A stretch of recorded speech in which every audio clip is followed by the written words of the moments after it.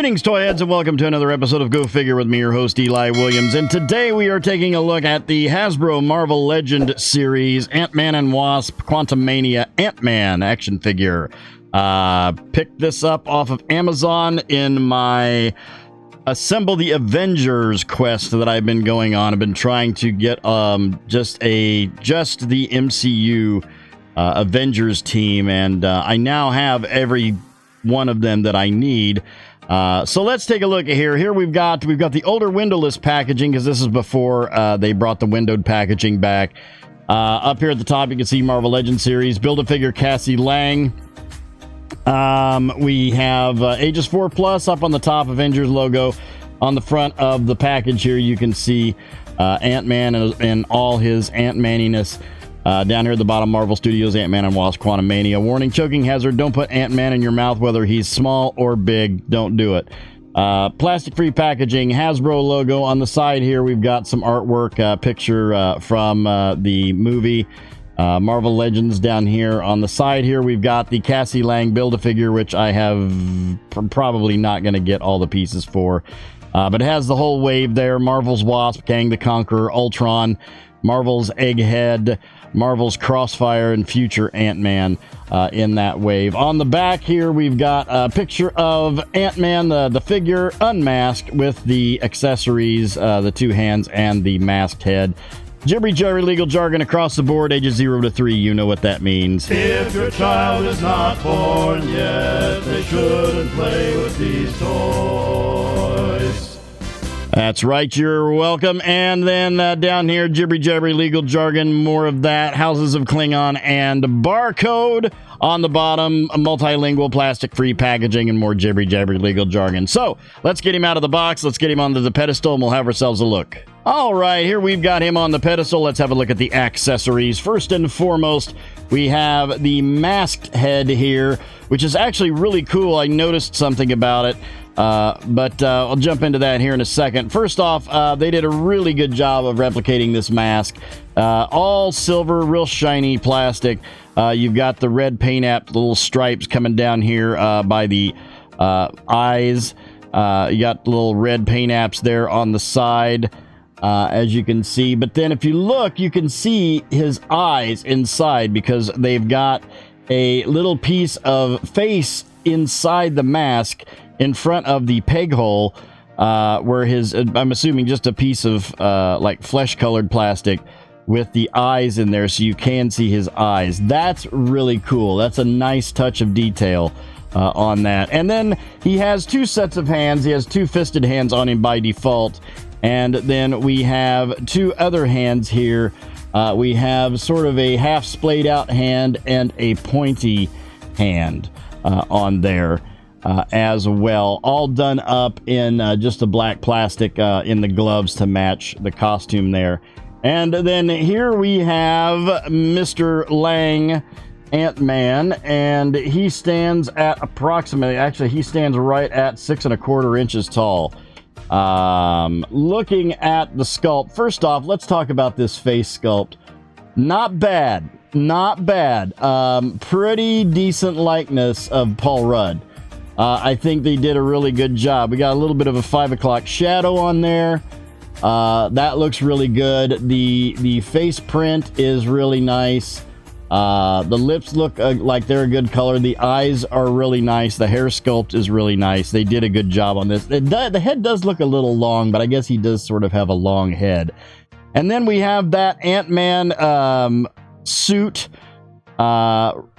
Really did a good job. I like the little red basketball texture that they've added. You got the red in like the burgundy blood red in the basketball texture with the flat charcoal gray blackish looking texture on it, and then all of that silver paint app all the way around it. They just did a really good job. This is a really decent looking figure. They did a bang-up job on this. Coming down here to the belt, which is molded on, sculpted on, looks like. We've got the little device there for the shrinking mechanism. And then little pouches here. I don't know if they're really pouches. Little mechanisms all the way around. We have the gauntlets that have the devices on them. Down to the pants where we've got some more of that black, and then the red stripes going down to the boots where we got a little bit more of that basketball texture peeking through there on the boots, down to the feet. Looking at the articulation, we have a static neck with a dumbbell on there, giving us full rotation on the head. Not bad on the down, not too bad on the up either, actually. And then we got some nice head tilt there. With the arms, got full rotation at the shoulder with a hinge. These joints are super smooth. That was effortless. Really, really nice there. Bicep swivel with a double elbow coming right back to there. And then the hands, we've got a full rotation on the wrist and an in and out on the wrist. These other hands are both also in and out hinged. Ball joint mid torso, giving us some hula hoop, well, not really hula hoop so much, but some rotation. And a little bit of ab crunch going forward. Not so much on the back because it's catching back here, right there where the top meets the bottom there. No waist swivel, but we do have legs out to here. No drop down ball joint, but we have a thigh swivel and a double knee going back to there, all the way down back here. And then we have detents on the feet and a forward rocker on the feet. Let's go ahead and pop that head off because I am going to display him with the masked head, or the helmeted head rather. And let's pop his hands off, which come off effortlessly as well. And I want to put the pointy finger and the other hand on there. So yeah, so we're gonna have it so he's adjusting the, let's see, let's move that in. So he's adjusting that and pointing.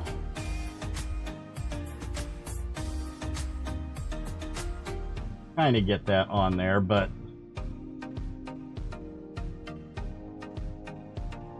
yeah, I'm digging him. This is nice. This is a really nice figure. Let's get him off the pedestal. We'll line him up with some other characters and we'll see how he scales up.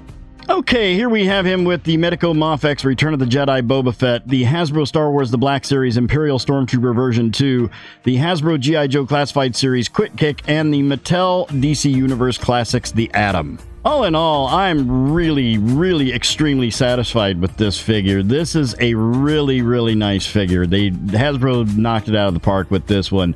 I'm going to give it a 9 out of 10. I would give this a 10. No, actually, I'm going to give it an 8 out of 10. 8 out of 10.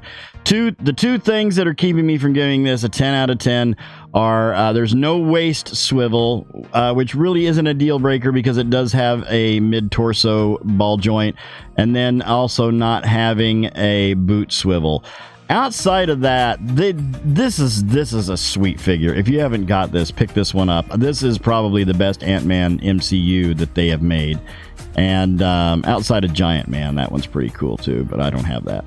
But yeah, I'm super satisfied. No complaints here other than the fact that there's no waist swivel and no boot swivel, but looks great. It's gonna be great with my MCU shelf. When I get that done, I'll have to do an episode about that when I get everybody unboxed here that I have sitting to my left, and I'll have to make a video of all of my Avengers assembled, if you will. So that'll do it for this episode. Thank you guys for watching. I hope you enjoyed that. Please remember to like, comment, and subscribe. Smash that bell so you can get information on all the good things coming out of my channel. You all have yourselves a great week and a great day. I'll see you next time, and until then, don't forget to get your figure on. Take care.